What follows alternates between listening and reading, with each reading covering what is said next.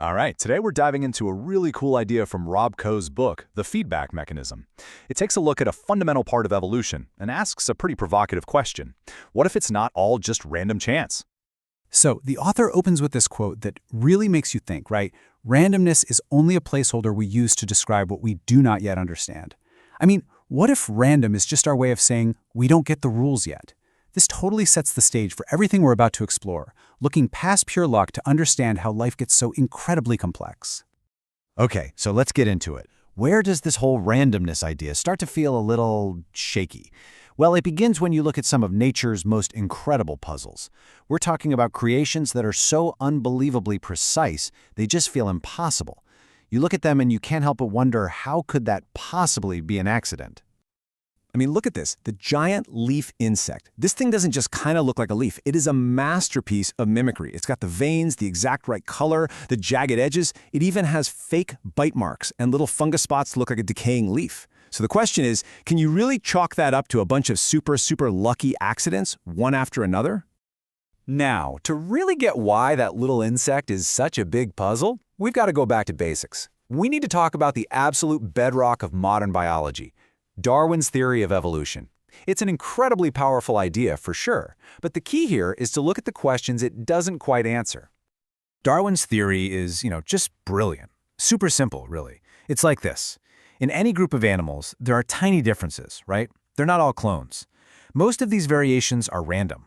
But if one of those random changes happens to be useful, say it helps you hide better or run faster, well, you're more likely to survive and have kids, and you pass that winning trait on. The environment basically picks the winners.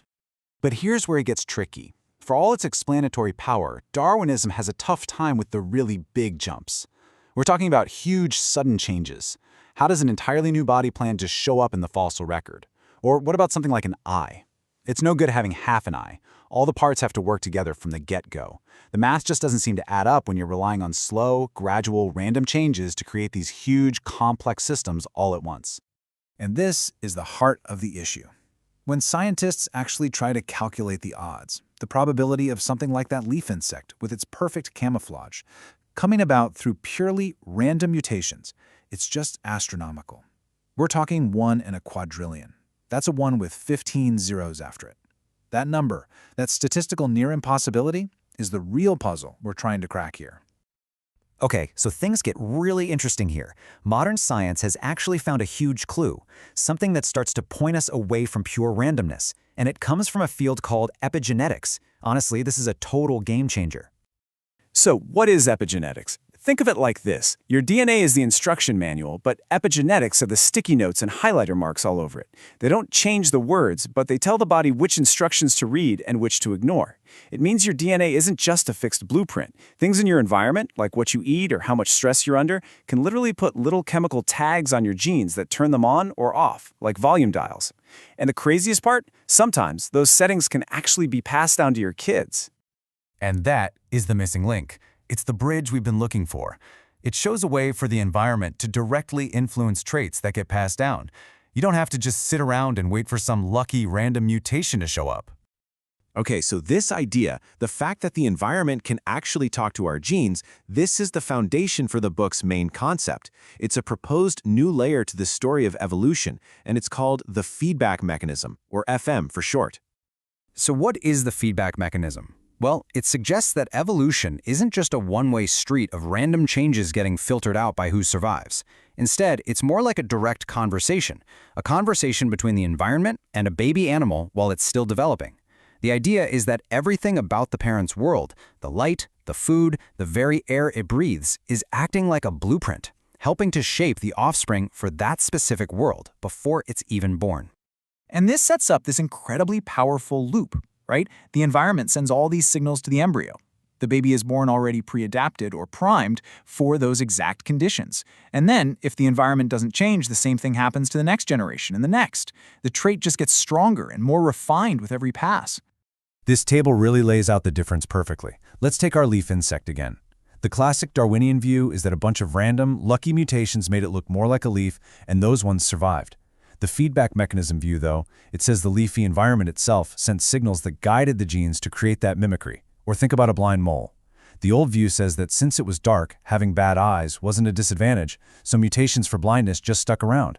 But FM suggests something more active. It says the dark environment constantly sent signals that told the genes for eye development, hey, we don't need you, actively shutting them down over generations. Okay, this next point is super important. We have to be crystal clear. This is not intelligent design. There is no designer, no consciousness, no plan or purpose. The environment isn't thinking about how to build a better animal. The idea is way more naturalistic. It's just that the process of development is kind of permeable. It's porous. The environment just sort of leaks in and influences how things get built. That's it. So where does this leave Darwin? Are we just throwing his theory out? No, not at all. The goal here is to put the two ideas together. It's about seeing evolution less as a monologue, where randomness just shouts into the universe, and more like a dialogue, a back-and-forth conversation between life and the world it lives in. And how does this fit with epigenetics, which we talked about earlier? It's actually pretty simple. Epigenetics gives us the how. It's the nuts and bolts, the biochemical switches that can turn genes on and off. The feedback mechanism, or FM, is the why. It's the bigger picture, the system that proposes it's the environment itself that's giving the orders, telling those epigenetic switches which way to flip. And when you add this layer to Darwinism, a lot of old puzzles suddenly start to make sense. It helps explain how you can get incredibly precise adaptations and fast. You don't need to rely on winning the genetic lottery a million times in a row. It even helps explain the opposite, why some animals, living fossils like sharks or crocodiles, change so little for millions of years. Well, their environment has been super stable, so that feedback loop just keeps reinforcing the same successful design over and over. Then the author takes things one step further, and this is where it gets really wild and speculative. What if this feedback isn't just chemical? What if it's happening at the quantum level? If that were true, it would mean there's this instantaneous, incredibly sensitive connection between an organism and its environment. It's a mind-bending thought for sure, but it points to this deep, almost magical connection between life and the universe itself. So all of this leaves us with a really profound question to think about. Is the story of evolution just a monologue, where random chance is the only thing talking and natural selection is just listening, or is it a dialogue? A constant, rich conversation between life and its environment where every single generation is shaped by the one that came before it. It's a change in perspective that could honestly change everything about how we see the story of life on this planet.